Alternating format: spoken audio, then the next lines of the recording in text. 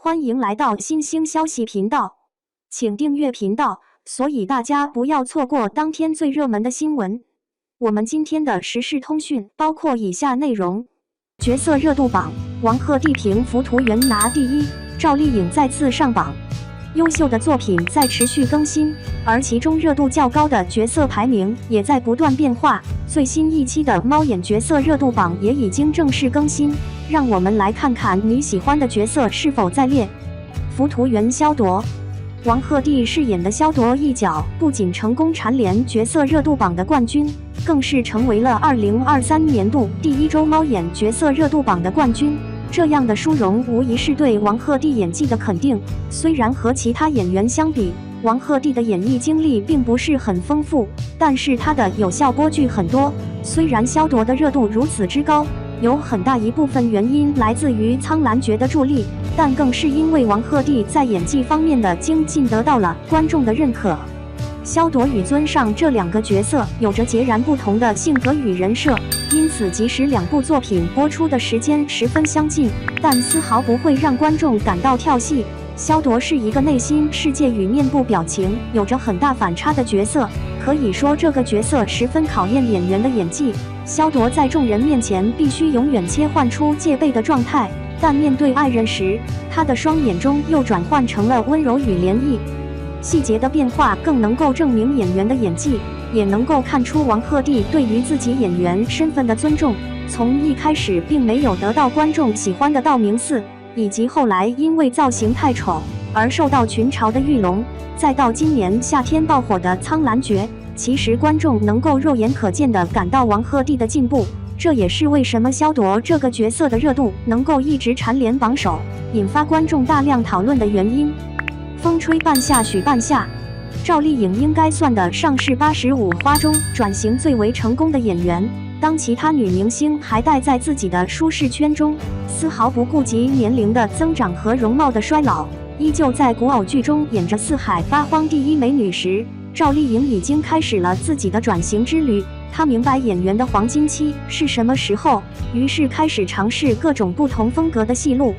商业女老板也是之前赵丽颖从未尝试过的角色，从数据中就能够看出《风吹半夏》这部作品究竟有多么成功。而导演和编剧在之后采访中也表示，这部作品能够顺利地和观众见面，最主要的原因是赵丽颖看中了剧本，在她的大力支持下，众人才开始信心满满地筹备《风吹半夏》。可见赵丽颖作为一个演员，挑剧本的眼光独到之处。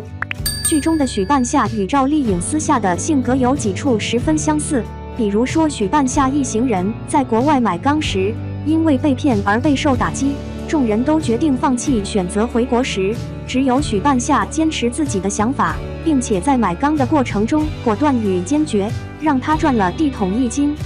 当许半夏回国后，本来打算待干一场，却恰好赶上了钢价暴跌的时期，但他依旧没有放弃，而是耐心地等待价钱的回升。这也可以对应赵丽颖跑了10年龙套，依旧没有放弃自己当演员的梦想，最后才成为了85花中的顶流。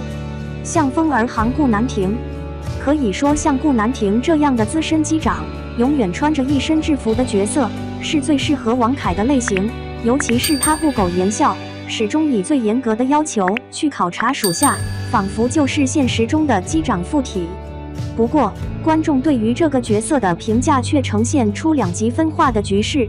一部分观众认为，王凯在饰演顾南亭这个角色时的演技太过规范化，与其他演员一起对戏时的表现太过平淡。一部分观众则看到王凯演技的细微化。顾南亭是个有故事的角色，年轻时，他的女朋友敢于挑战，未严格遵守规定，导致飞机失事，坠入海底，这成了他心中永远的痛。所以在他成为机长后，不仅对自己严厉，对下属更是苛刻，严格要求下属。但他也是正义的人，他反对不平等，勇敢为女性发声，他也会为在飞机上猝死乘客讨公道。王凯将顾南亭这个角色演绎得很深刻，他严于律己，不苟言笑，但他会因为程潇受伤而紧张万分，他会被程潇撩得心慌，他也会因为没做好心理准备而拒绝程潇的表白后的懊恼。县委大院没小哥。这部作品在开播之前可谓是吊足了观众的胃口。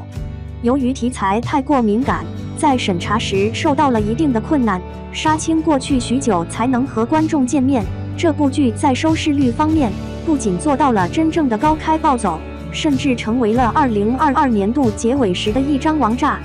剧中胡歌饰演的梅小哥是光明县的一县之长，他身上担负着全县经济的重担。前期在经济落后的光明县，处处伸不开手脚，一方面市里在等着他出业绩，一方面全县人民等着他出行动。从充满争议的拆迁，到力争项目专项款，再到假奶牛平息事件，梅小哥靠的是真诚。正是这部剧的热播，让观众看到新时期党员干部敢担当、能作为的精神风貌。胡歌顶着最帅古装小生的头衔出道，在事业发展最高峰时期，却经历了一场突如其来的车祸。